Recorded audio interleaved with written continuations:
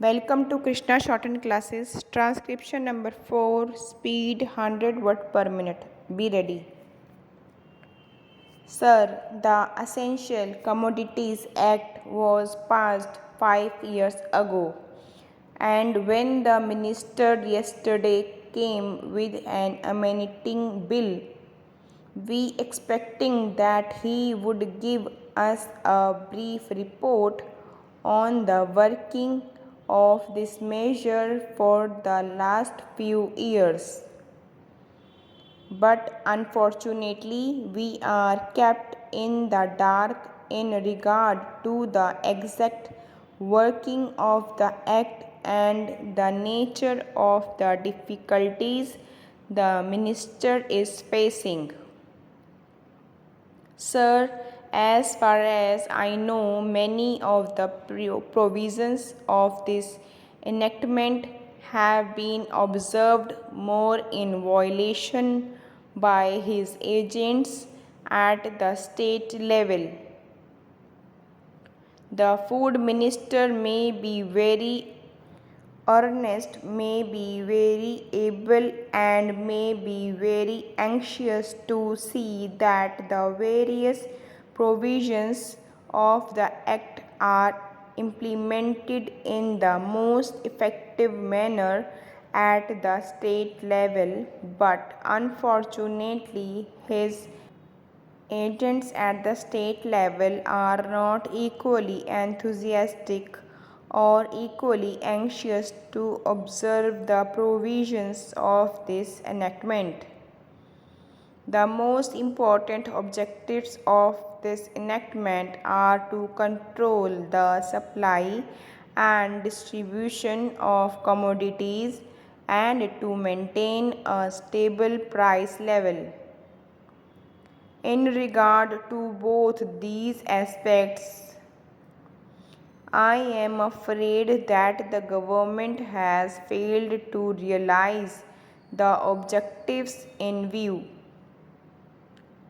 Some time passed when there was scarcity of food grains.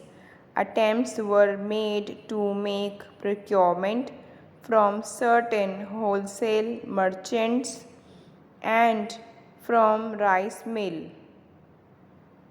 In my own state, I know of many instances of such procurement where, after making known that certain things had to be dropped and certain steps to be taken by the merchant community, nothing was done later on by the government when they found that these very orders of the government were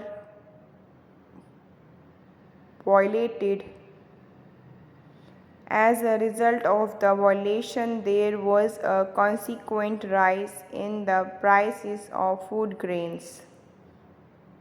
In respect of other commodities like iron and steel, paper, etc., we see a lot of speculative activities, but the provisions of the Act have not been brought to bear on them. Perhaps no case of prosecution was launched against those people who contravened the various provisions of the Act. We are interested to know in how many cases the government have taken steps to prosecute individuals who have violated the various sections of the Act. The minister said that the powers under the Act were not adequate.